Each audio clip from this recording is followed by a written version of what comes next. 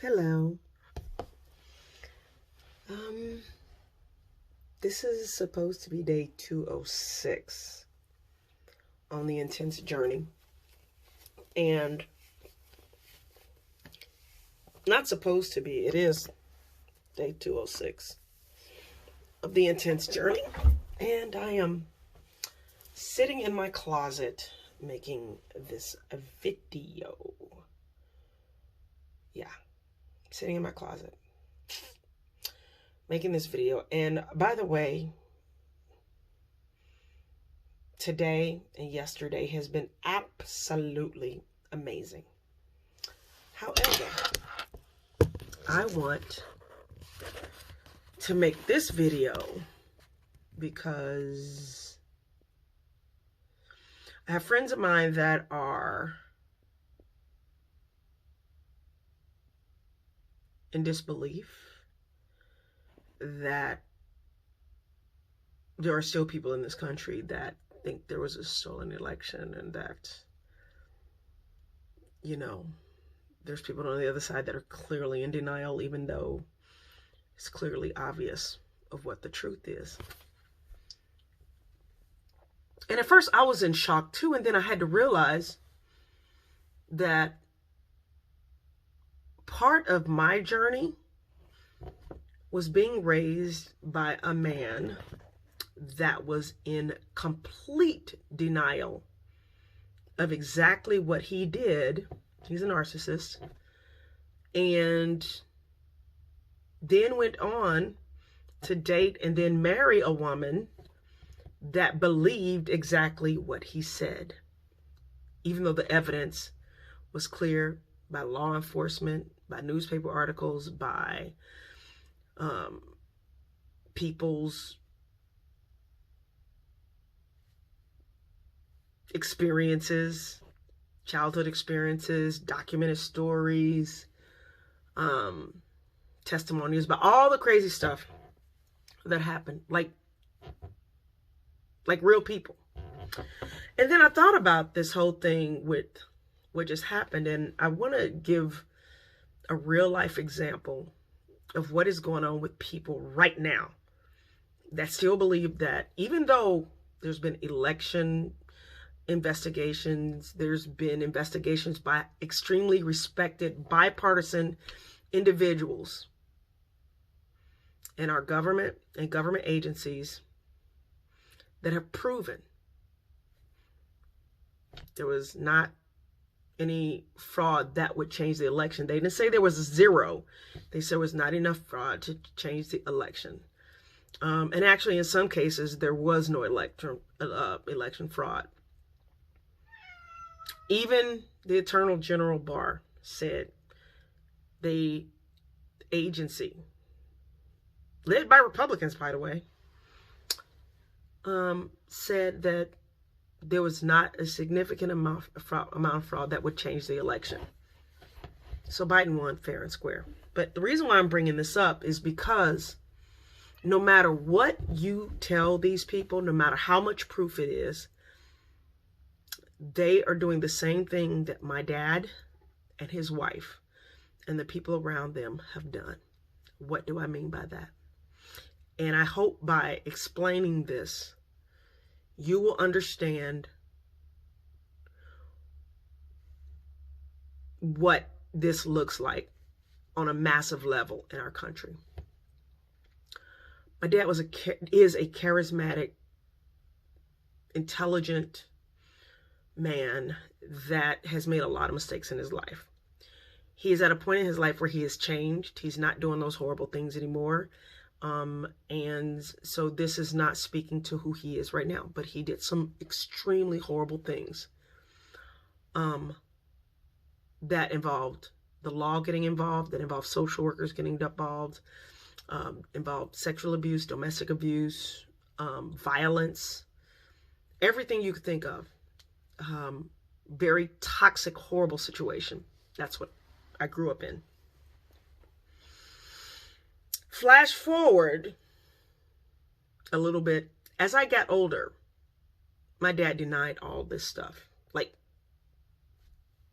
Like literally didn't happen. That's what in one ear, out the other. And I remember as an adult, one of the biggest fights that I got in with him, and that's actually the fight where I was like, it's done, it's over, I'm done with this whole situation as far as trying to communicate with him.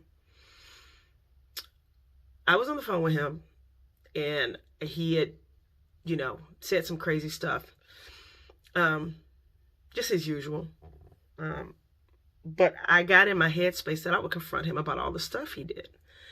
And so it came time for me to talk, and I said, you did this, you did that, you abused this, you did this, you beat my mom, all that, like everything, right? I said it all. You beat us, da-da-da-da. And he literally said to me, oh, Sugar Plum, back in the day, remember when I used to take y'all fishing? Those were his next lines. Remember when I used to take y'all to the lake? Remember I used to take y'all to the lake? That's what he said. Yeah, not fishing, but remember I used to take Sugar Plum? Remember I used to take y'all to the lake? Wow, we've had some good times, haven't we? He didn't acknowledge what he did. He didn't apologize. It was like I went on for probably 10 minutes going through the crazy stuff. And he came back with, oh, remember we used to go to the lake? Oh, Sugar Plum, we used to go to the lake. Yeah, I used to take y'all to the lake. Yeah. At that moment, I knew I was dealing with a psycho person and a person in complete denial. I let it go. Didn't deal with him for a while, except for once in a while. We'd have to talk about something else, or, might want to check him or whatever. But we never talked about our childhood again, except for a few moments. Flash forward some more years where I start documenting more things and talking about the things that I've been through. And I got a call from his wife, who said to me, it was on one of my previous videos where I talked about all of, like, everything, like, straight up. You can find it on YouTube. But I talked about everything, like, real, and she somehow saw the video and called me. Now, this is where it gets to be just like the people that support Trump. All the evidence was there. She was actually the woman that my dad cheated with to get with my mom. I mean, to get with, their relationship was broken already, but she's the woman. She was the other woman, so to speak. So, and she saw the issues with my dad. She saw and heard about the abuse. She was there and was very aware of the fact that this stuff had been documented in the paper of stuff that he had did previous years. Like all of it, right? And not only that, you're cheating with a married man. So anyway, just let all of that go, okay? Let that go, This woman called me. She picked up the phone and called me and said, how could you say those horrible things about your dad? That never happened. He's such a good man. He would never do anything like that. That never happened. And so I explained about the news articles, explained about, the abuse, I explained about my sisters and my brother and, the conversations and the fact that she was also confronted with some of this issue. She said it never happened. Never. She was there to see some of the crazy stuff. She was there as the mistress, all of that. She says that he is one of the most honest, most integritous men that she's ever known. That is what's going on in our country right now. People have convinced themselves of what they see but don't see. So no matter how many facts, they are still going to believe whatever they want to believe. My dad's wife has to believe him. Otherwise, how would she justify supporting a lying, cheating, abusive, narcissist pedophile. She can't justify that. So she has to believe in some of the best qualities in him. And some of the best qualities in him was that he was good looking, charismatic, funny, hardworking, in certain situations, a stand-up guy, a provider. My mom never had to work.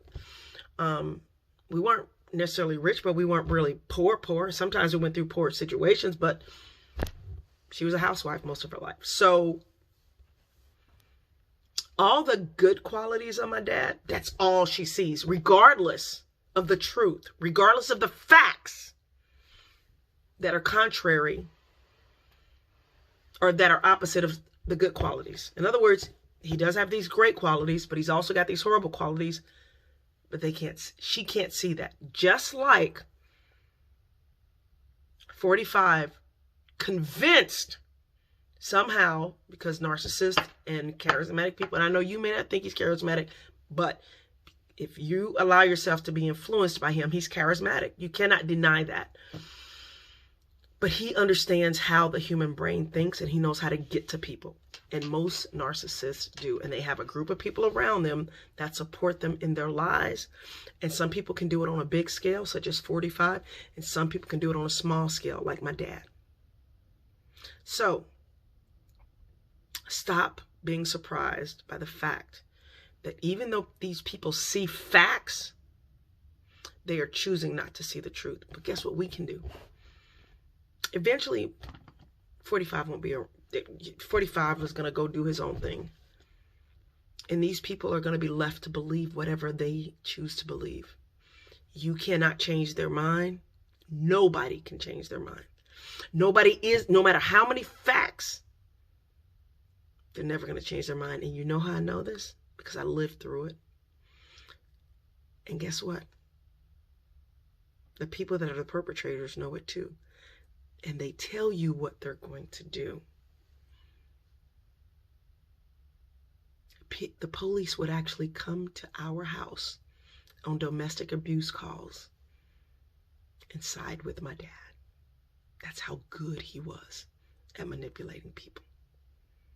And they would leave without arresting him after talking to him in the front yard for a few minutes. And by the time they left our house, they were like, oh, Brother Don, you know, such and such and so. Mr. Don, Mr. Odd, just this, that. You're a good man, you know. Sometimes things get a little out of hand, but just be careful, be safe. Take care of your family. After they were called on a domestic abuse case. Yeah, that was the police. Yeah. People see what they want to see. And it's the same thing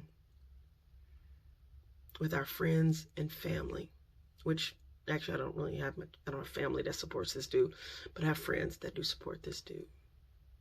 And guess what? I have black friends that actually support this dude. Not many, a couple. But they see what they want to see. They will never, and I do mean never, see the truth. And all we can do is pray for them.